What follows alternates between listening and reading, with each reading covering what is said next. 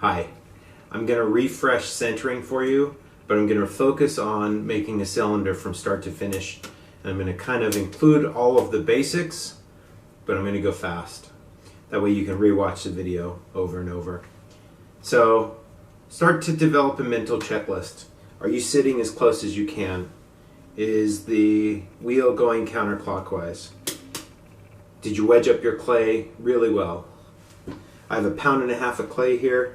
I'm going to put it in the middle of the wheel.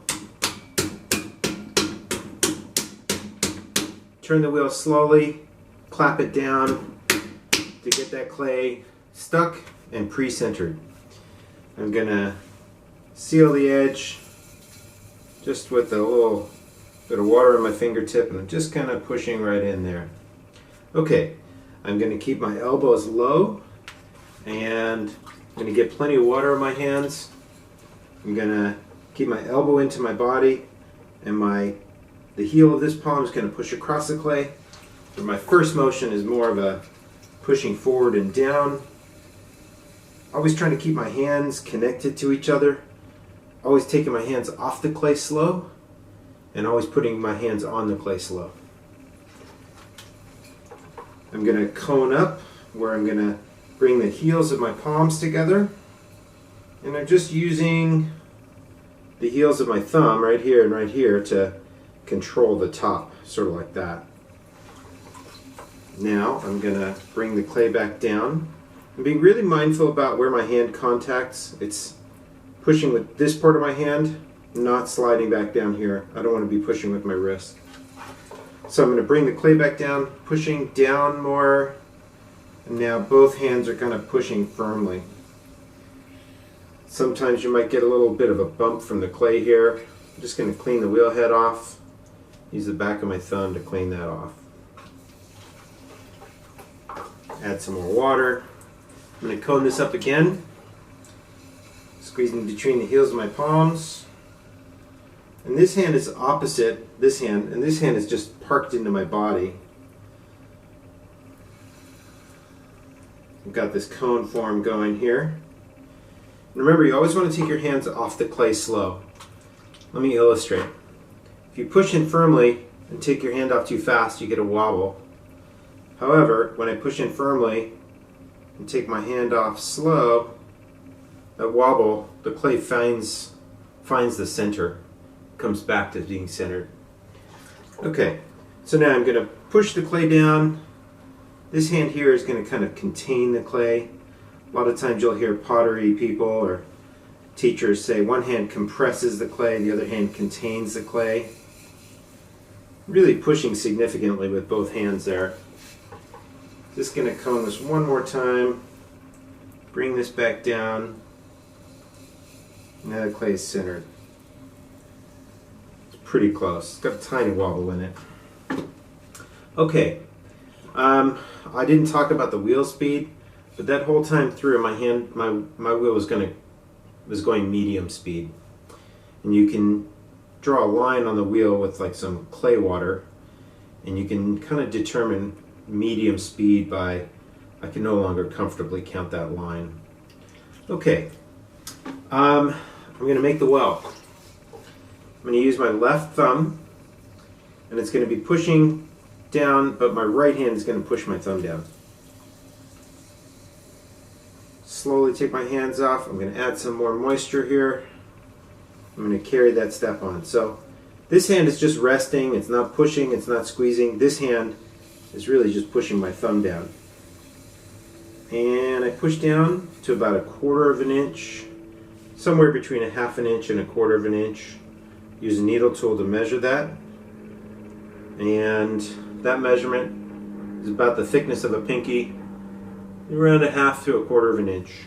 Perfect. Okay. Next, I'm going to do a step called opening the well. And I like to use my pointer and my middle finger. In the bottom of the clay there, I keep my wrist low. I keep my elbow, forearm onto my body. And I'm just going to kind of hook and drag that clay toward me. And I only do that about 1 inch to 1.5 inches. So I just kind of went like that, just sort of like that. I drag the clay along the bottom. What I've done there is I've created an opening that's about 2 inches wide, maybe a little bit more than 2 inches wide. Now at this point I've got a puddle of water in the bottom, so I'm going to do another step called compressing the base. Get a sponge. I'm going to kind of hold this sponge firmly between my thumb and forefingers there. I'm just going to push that clay down, change my grip a little bit. But notice how I always use one hand to support the other. Okay, so now I've got this wall of clay that I can make taller.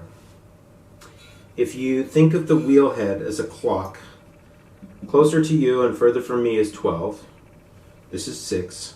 So it's 12, 3, 6, 9. Before, when I was centering, I was working at sort of 7 and 5. Now I'm going to be working at 3 o'clock on the wheel. A lot of times students get it mixed up and they work over here and it's over here. Particularly because the wheel is going counterclockwise, that's important. Okay, so what I'm going to do now is I'm going to kind of make my hands like that. I'm going to hook my thumbs together. I'm going to keep my fingers bent.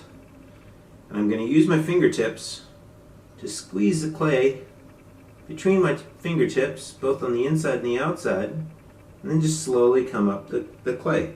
Some came off in my finger, that's alright. Could have had a little bit more water on there.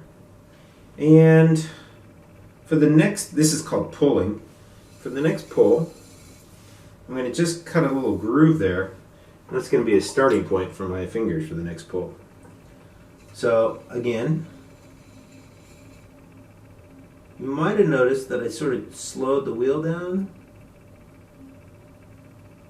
And what you can't see from this is the pressure. Sometimes you're squeezing a lot, sometimes you ease off, and sometimes you're squeezing more.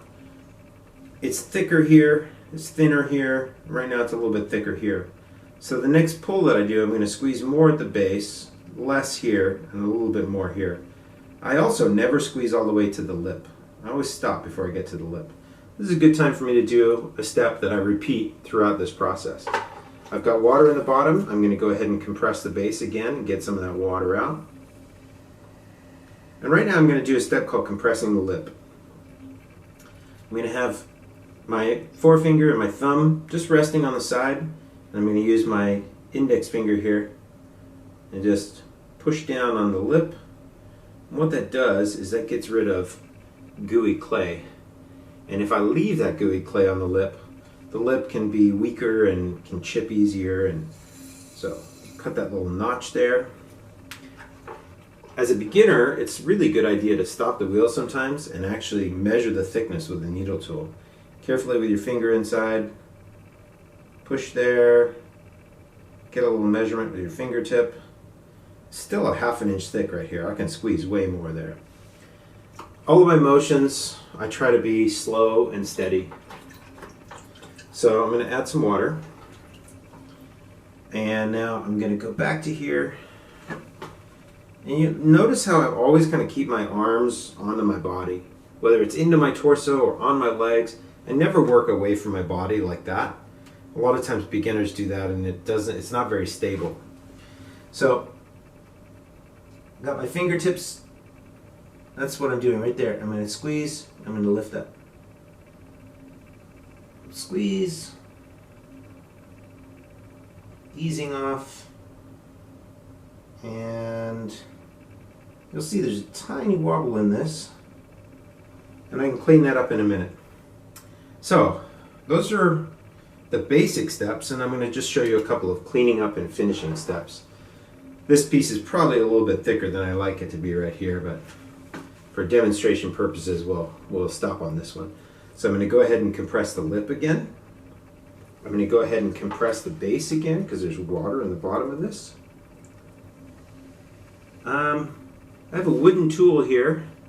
Sometimes it's called a wooden knife tool. This is a homemade bamboo one. And I'm just going to kind of shave some of this thickness off right here. But you might notice, and this is a tricky step, but one of the things I did is I braced this hand with this hand. I really held onto that tool firmly and just got rid of some of that thickness there. I'll even cut a little undercut notch there as well. That'll help me in a moment. We have a tool that in pottery is called a rib tool. What I like to use as a rib tool is this gift card, spent gift card. And this is a good demonstration. You see I've got a lot of gooey clay on my hand. When I take the rib tool on the surface and I do this, it cleans all the gooey clay off the surface here. So watch. I'm just going to kind of take this tool, run down the side, come back up again, and it can really smooth the surface. And that's all gooey, mushy, weaker clay. And I just tidied that up. Now there's another step that you can do as a finishing step. This one doesn't necessarily need it, but there's a step called leveling the rim. I'm going to get a needle tool. I'm just going to slowly push that through and cut away some of that unevenness that was at the top. So just clean that up. Sometimes I like to use a sponge to clean up the lip. You can also get a little piece of leather chamois. And I can really shape that, I can round that, and I can compress that. Now, especially at the beginning stage, I highly recommend that you do this.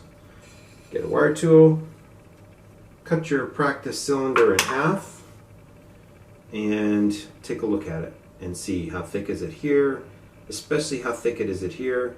And this is a decent cylinder. It's a little bit thick at the base for me, but that's not bad. It's a good starting point. And then take your clay, wedge it up, start again.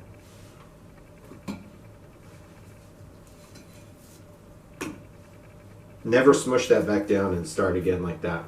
Never do that. It's a waste of your time. And there you go. Go practice.